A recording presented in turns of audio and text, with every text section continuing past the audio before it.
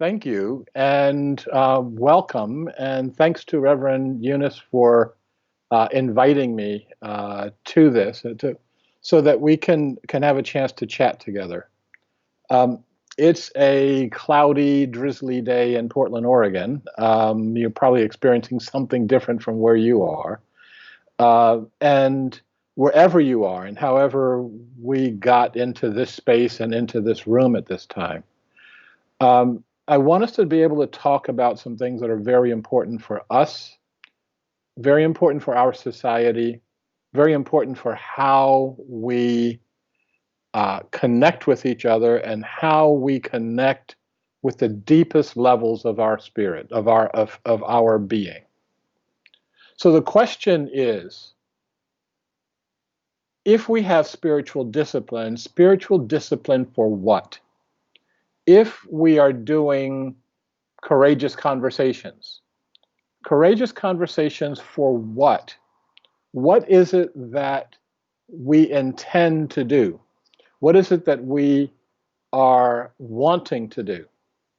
We see a lot of action nowadays and on our streets. Um, this is action without thought, action without heart, action out of anger, out of frustration, and I'm not saying that the outrageous situations that we've seen in our lives recently are not cause for anger and frustration. But we can't dwell there. We have to be able to elevate to another level. We have to be able to get beyond our anger into turning that into both righteous indignation and then elevating that into conscious action. We have to be able to act out of vision. In the aftermath of the George Floyd murder, and that what it was a murder, we saw all these proposals coming up. There were some organizations saying ban chokeholds and knee holds from the police department, and that's almost like a no-brainer. We've seen defund the police, and everybody jumps on that bandwagon. And then we've seen dismantle the police, and everybody jumps on that bandwagon. And we're jumping on these bandwagons because we don't have a goal. We don't have a vision. We don't have the focus that we need to be able to move ourselves away from the problem. First of all, even understanding the problem. To move ourselves away from our anger and elevating that into a whole other perspective. So once we figure out what we want, once we figure out what our vision is, not our personal vision, but a vision for our entire society, once we figure out what our goals are, once we decide where we're going, then's the time to that's the time to get in the car, start the car up, and start the process of moving forward. My goal and my vision has been as clear as I can make it for the past 40 years. And for the past 20 years, it's been the title to my book. It's been the mission statement for my organization. And that is, and you can see my button here, creating a world that works for all. If you need a better view of it, creating a world that works for all living beings and not making any, creating a world that works for all except those Republicans over there, or those Democrats over there, or those gays over there, or those straights over there. All means all. And in order to do that, you have to create a society that's based on love and compassion, not based on money, not based on anger, not based on misunderstanding, frustration, judgment, separation, and all the things we can see in our press nowadays, and all the things that we can see in our our society and all the things that we can see lurking in our own hearts. I want to share a couple of stories with you to provide a context for what I'm talking about.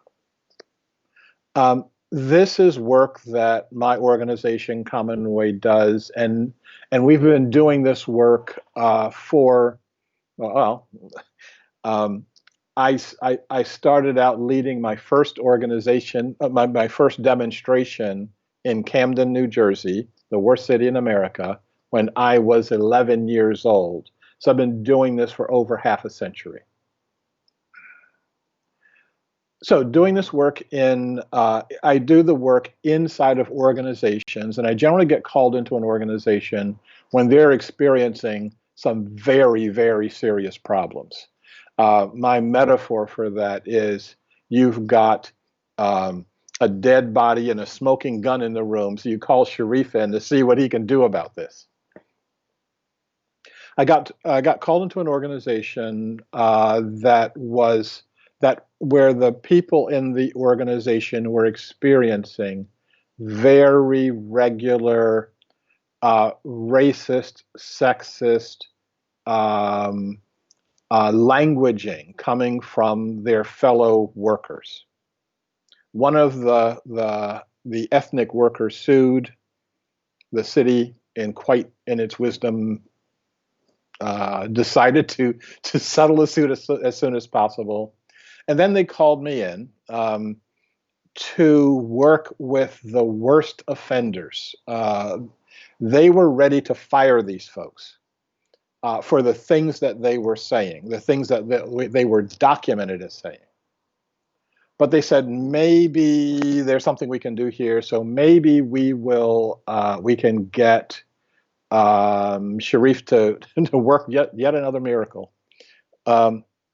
So when I went in, I met with the 12 individuals that were named in the lawsuit, and they were pissed. They were they didn't want to meet with me. They were completely unrepentant. We didn't do anything wrong.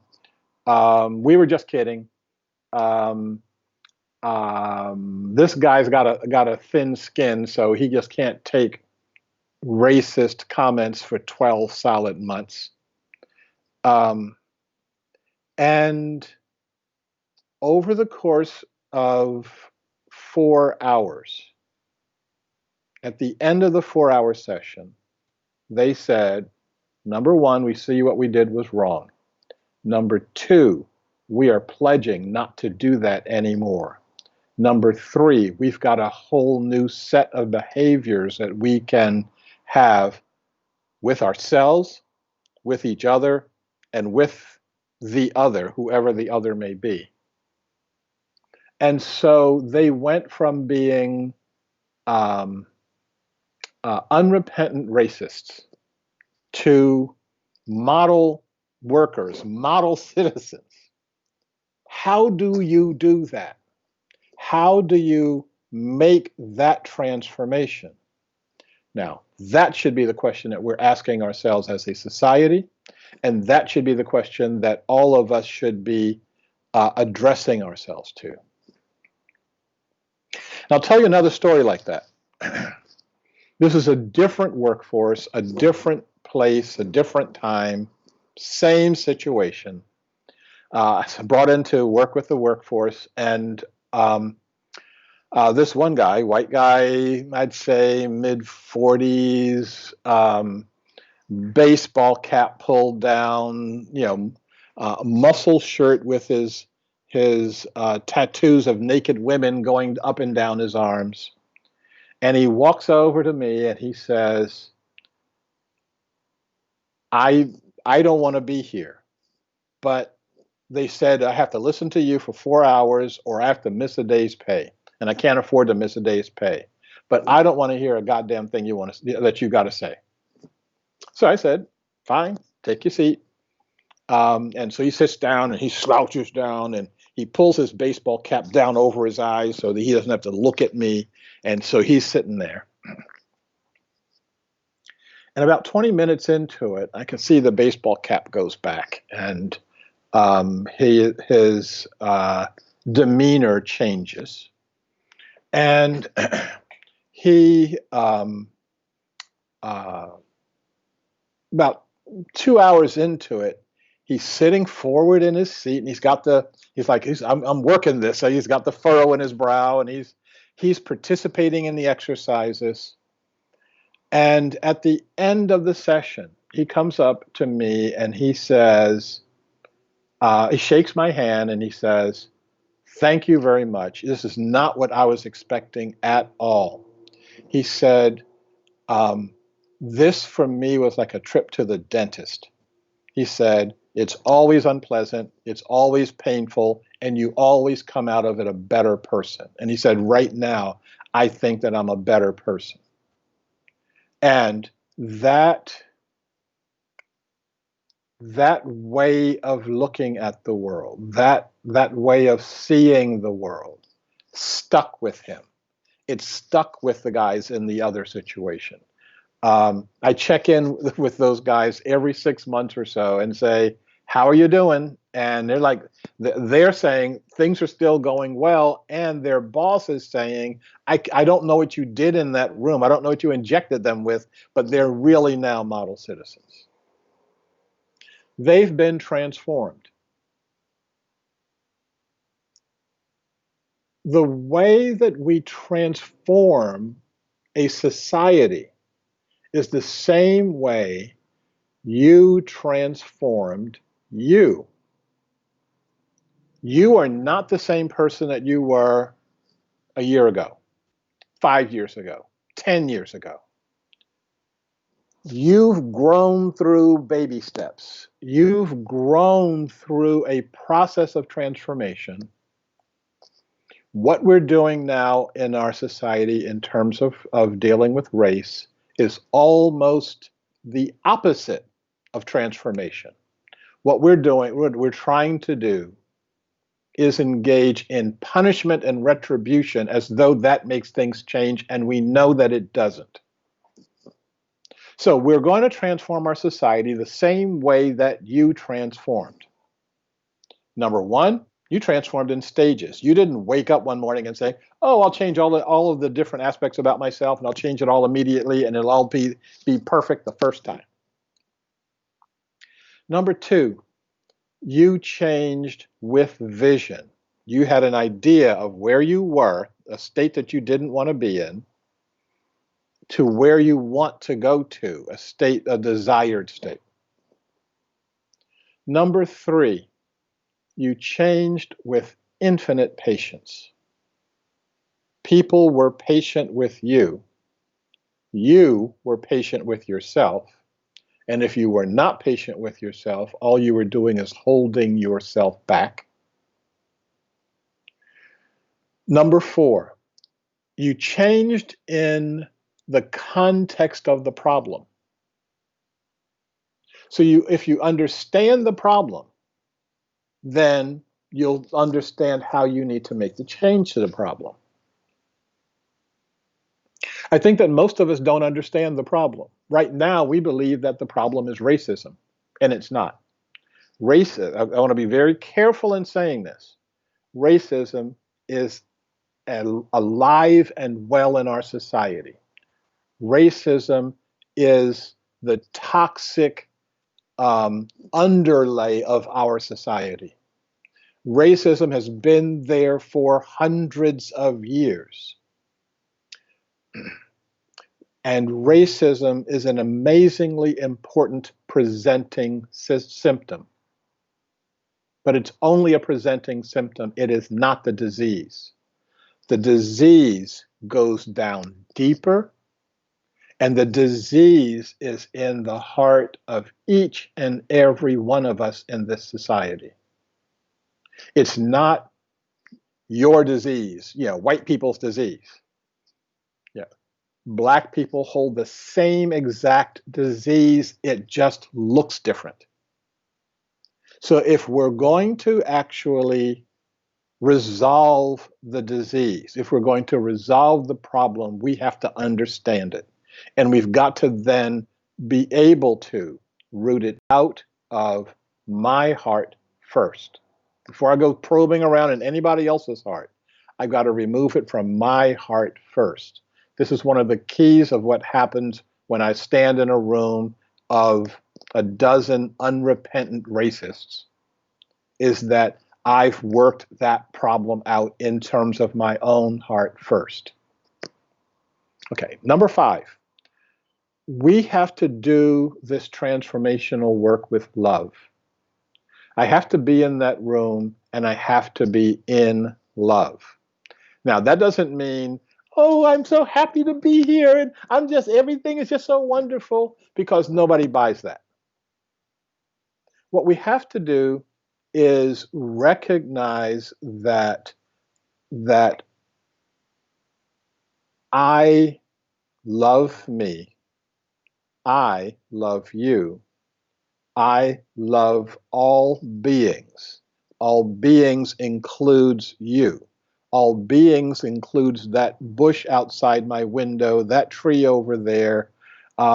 And once I recognize that, I can see things in a completely different way.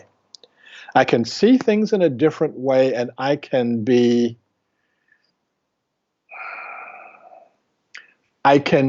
hold that energy and radiate that energy in such a way that people get it. And people can then hear in a different light. That relates to our number 6, which is we're going to transform the society with celebration, not with condemnation. You get behavior to hide by condemning it.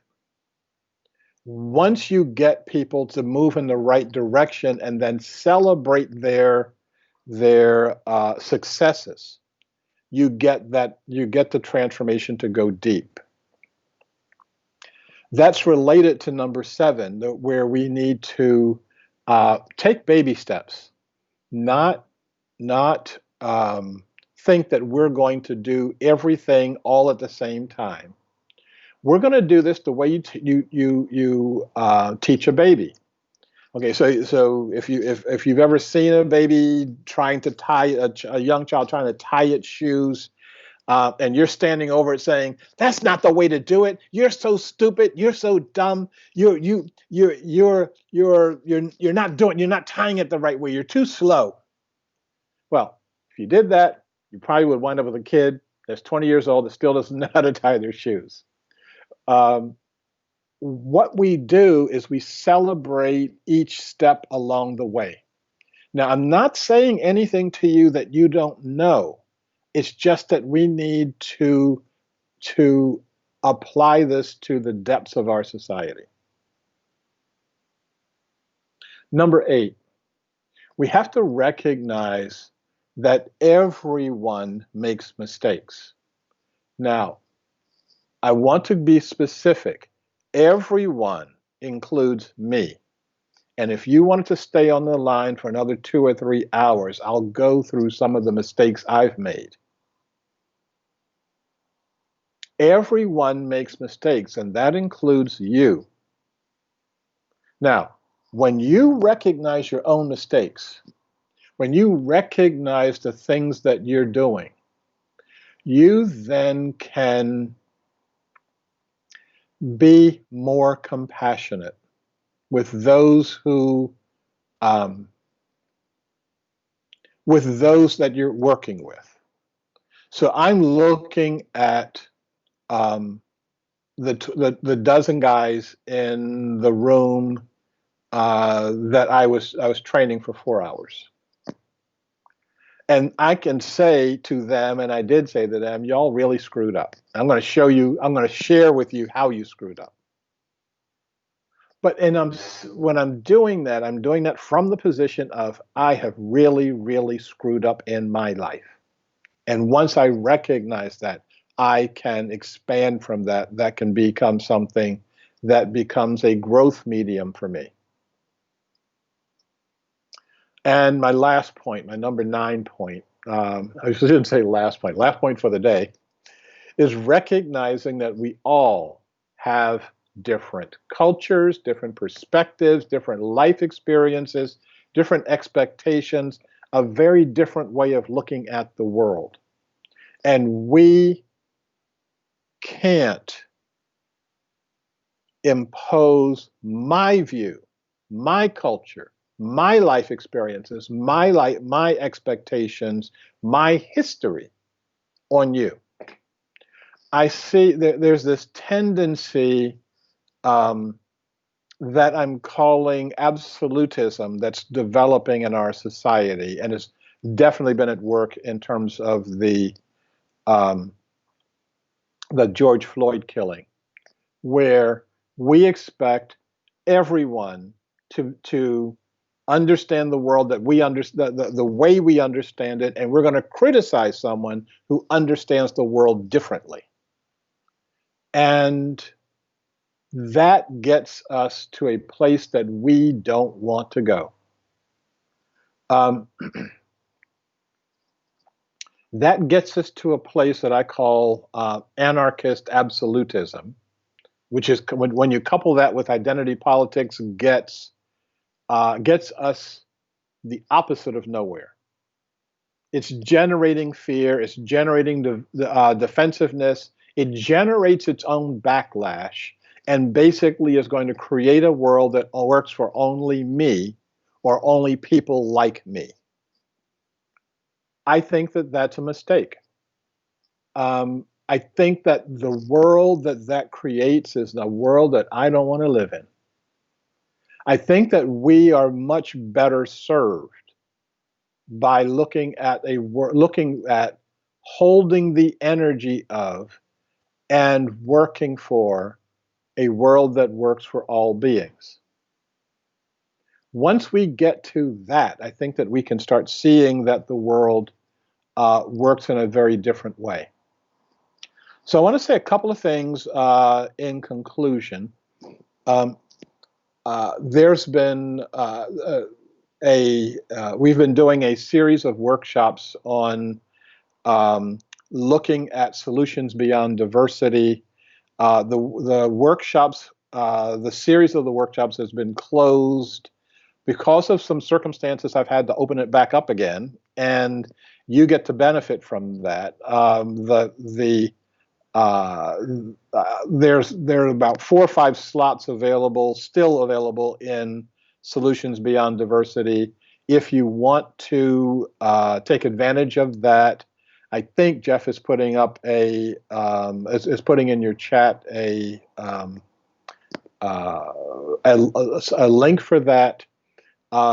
Take a look really quick, because I'm going to take that link back down probably back tomorrow night.